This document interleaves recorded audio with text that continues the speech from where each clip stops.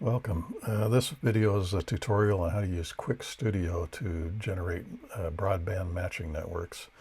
Now, if you haven't seen it already, I have another video that is discussing the real basics of this broadband matching networks the easy way. You might want to watch that one first and then come back to this video. So it explains the details about how all this stuff works. The QuickStudio is a free software tool very similar to ADS or Microwave Office, and it has basic functions when you first open it up, that you've got a blank schematic window, and then you have a panel for various purposes over here that you can select what is in this panel by these tabs that are on the left side. And the one we're most interested in is this component one. This allows you to drop in schematics elements like inductors, capacitors, and resistors. And then there is a pull-down menu at the top that also lets you look at diagrams, which we're going to be using Cartesian diagrams for frequency plots, and then Smith chart diagrams, and then also this tabular format, which allows you, when you're generating equations in the tool and you come up with values for components or other things that are then available to print out in these tabular format. So I'll show an example of that. So the easiest way to get started in this tool for broadband matching is to go up here and do a filter synthesis function. Not the matching tool, but the filter synthesis. And we go in here and do a LC ladder network, a Chebyshev style filter, and a low pass format, and fifth order. And the way that you generate the actual circuit is you click on this button on the bottom. It tells you that it's successful with the particular parameters that you put in here. And you close that window, and now that's put that circuit into a paste buffer, so I can do a paste, and I get the circuit and all of the S parameter setup and all that stuff taken care of.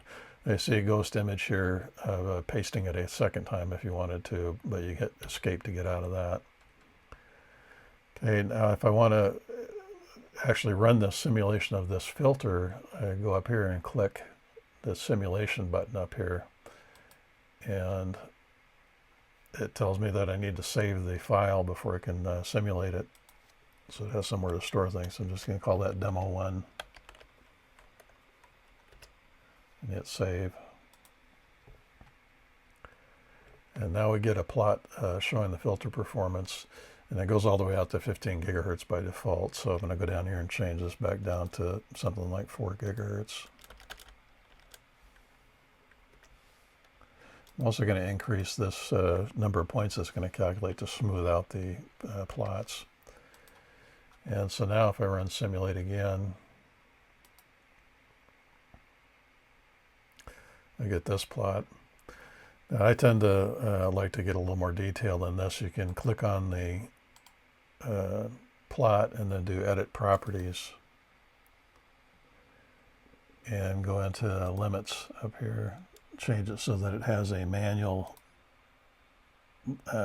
left axis, and I'll go with -70 to give a little more detail in the plots.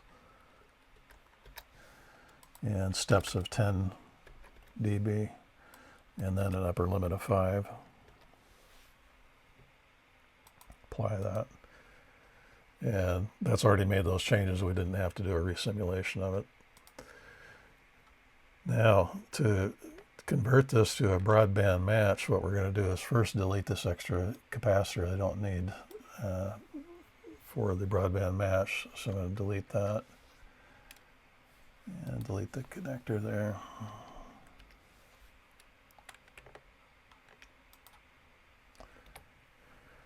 Okay, so that leaves us with this low band topology that I'm familiar with for matching. And we're going to change the input impedance to 2 ohms. For our example.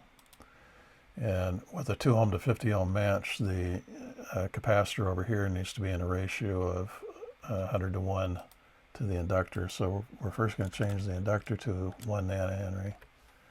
I'm going to change this to 10 picofarads, so it's in a 100-to-1 ratio.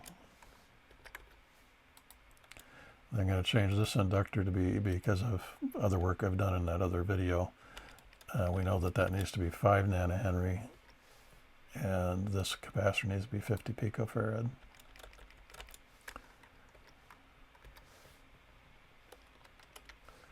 So the caps are in a ratio of 100-to-1 to the inductors, and for this outer set and the inner set. And now when I hit plot or simulate, we now get this broadband match with 2 resonances for the 2 combinations of LCs that are over here, and that results in a loop down here of going around through the 50 ohm point twice for each of these 2 frequencies. Now the other function that we're going to be using is this equation generator. So if I click on that and then click in the schematic window, I can now add in all kinds of parameters in here to be able to tune those. So these are going to scale the inductors and capacitors, put in a P1M for pair 1M, and then add a second one. So we get a pair 2M.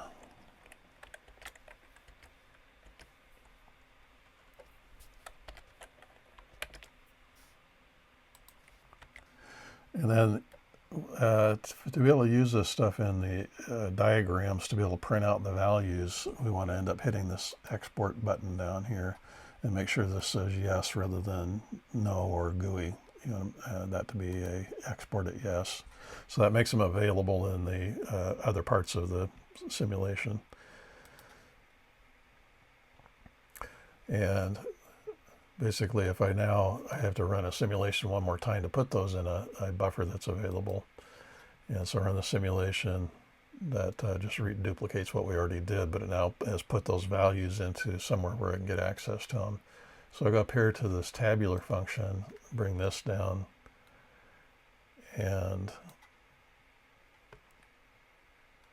now this gives you a table of some preset values that you have access to for this rectangular tabular diagram, but it also has now added in those 2 values down here in the bottom. So those are plopped into this window, hit apply and or just OK, and those now are generated in this diagram. And I'm going to resize that up to make it just a cleaner display.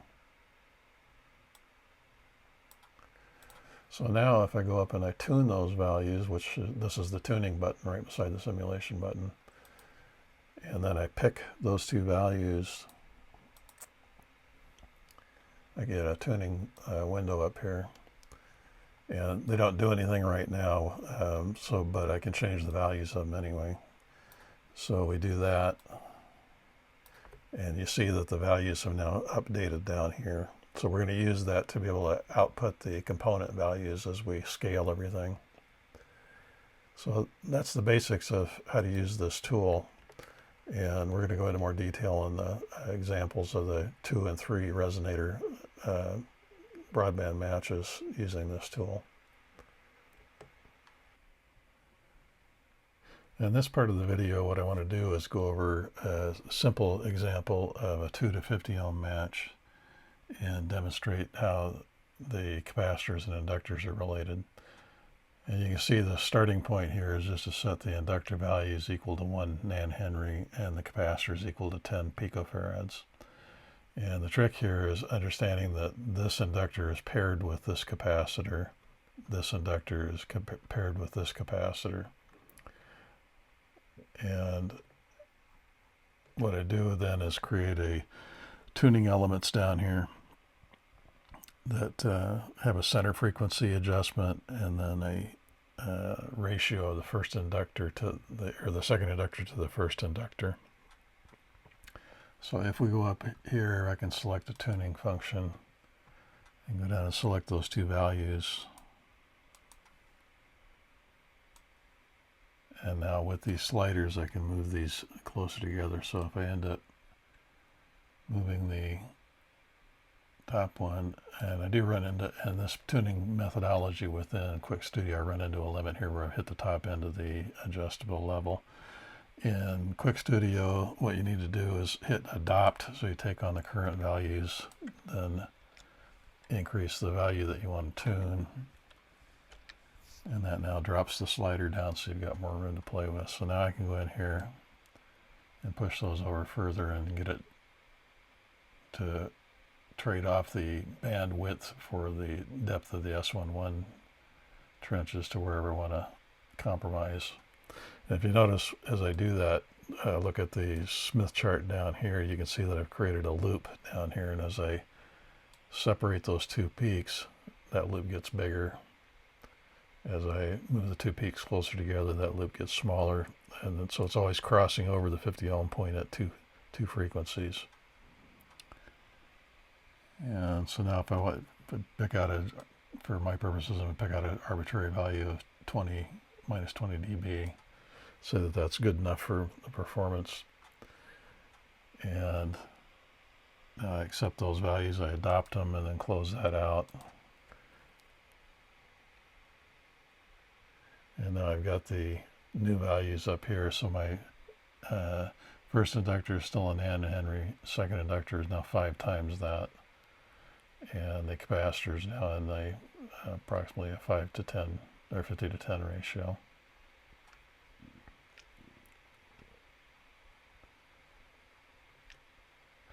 And or you can see that the ratio of the first inductor to the second inductor is about 5 to 1 over in this panel.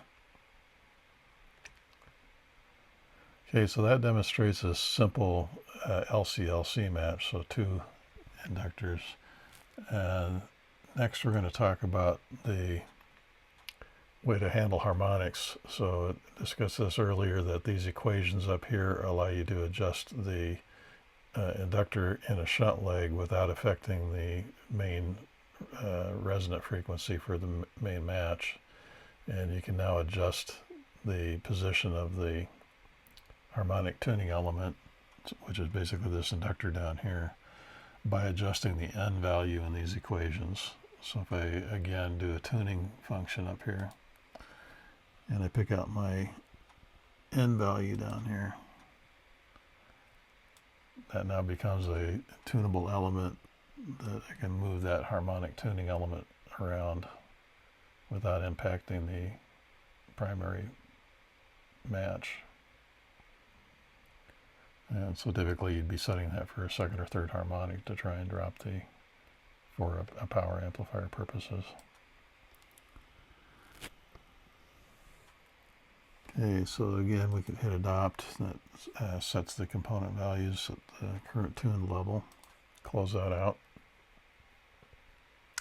Okay, now the next circuit that I want to demonstrate is where we've now taken that, instead of just a single one of those harmonic tuning elements, we now have 2.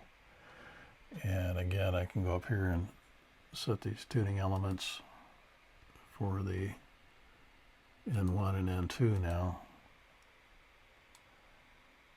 and be able to move those harmonic tuning elements around to wherever I want them.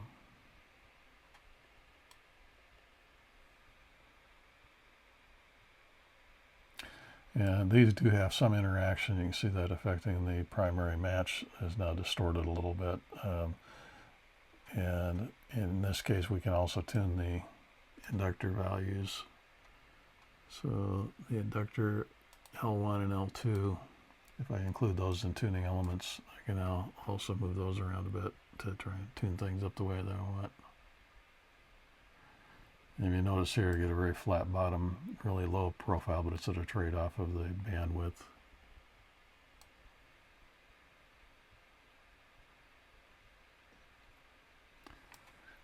As the second inductor gets smaller, it moves it out in frequency, so you get a flatter top and wider bandwidth, but at a trade-off of that these start to separate. So that's how you can handle the harmonic tuning elements. Now I would just want to jump in an example that to do 3 resonances, what we do is just split the circuit again in the middle, drop in another LC element, and then this time it's back to the same orientation as the first one that we entered in.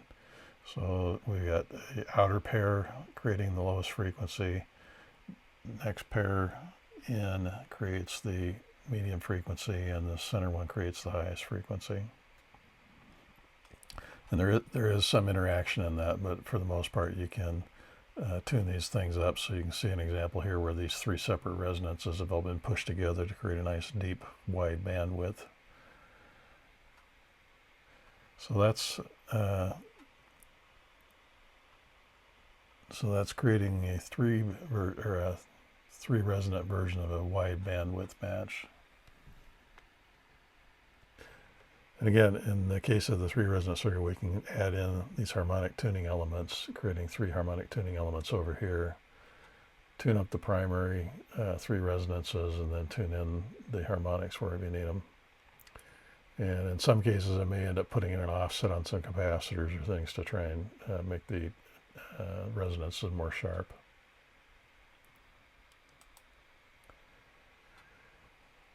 And this, so the previous ones we've all been talking, or all of the previous ones were for a real input impedance.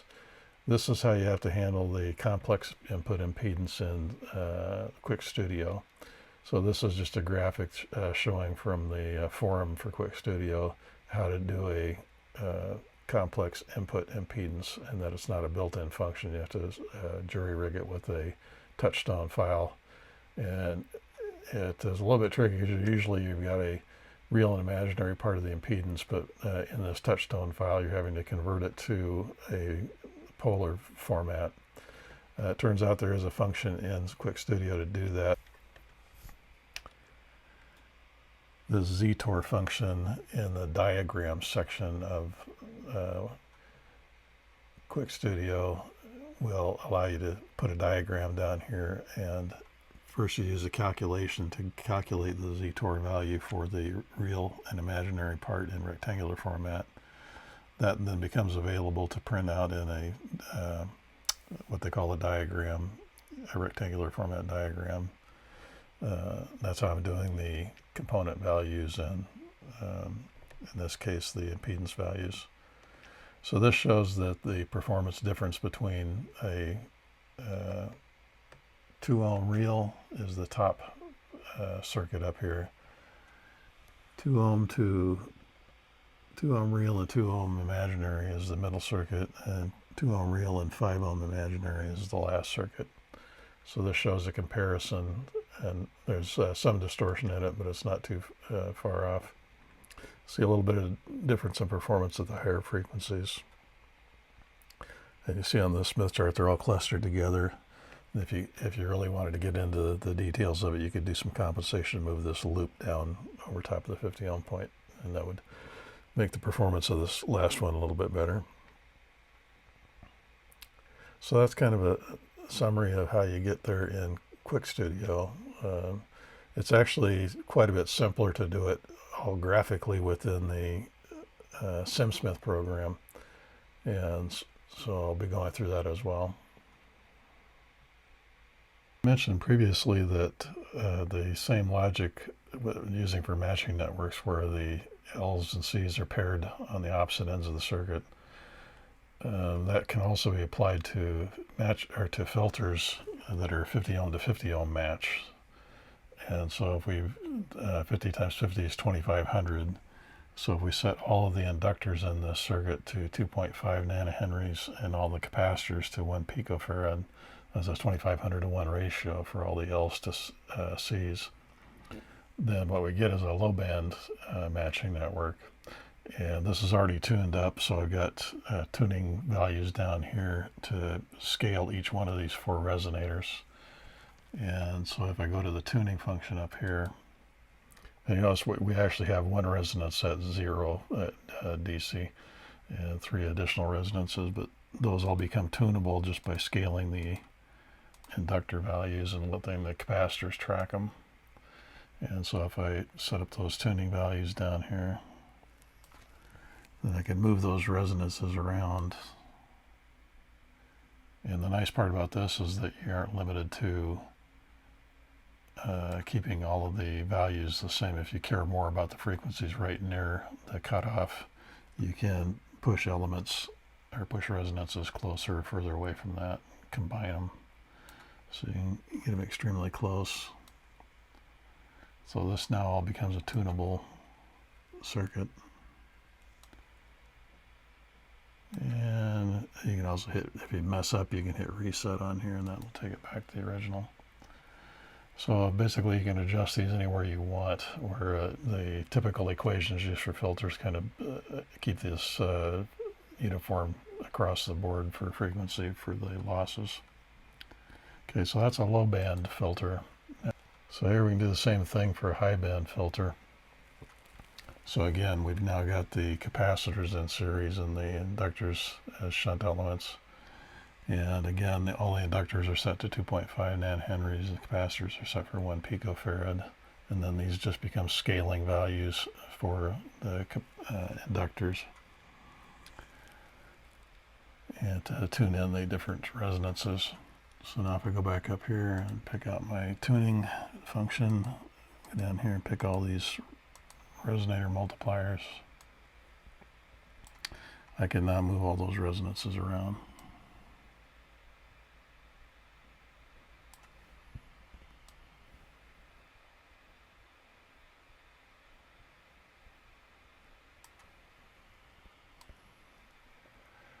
Okay, so that's low band and high band filters. Now if we go to a pass band filter, I can do the same thing. We go in here and I have initial values down here set to 2.5 nanohenries for the L's and 1 picofarad for the capacitors. And these get a little bit more complex for the equations, but we're just adjusting all the low band values, which are the series L's and shunt C's, for the low band side of the equations, and then the high band is the series C's and the shunt L's. Okay, now this actually is more versatile than the low band and high band in that once I set up the tuning elements, I pick out these tuning values that I've got set up down here.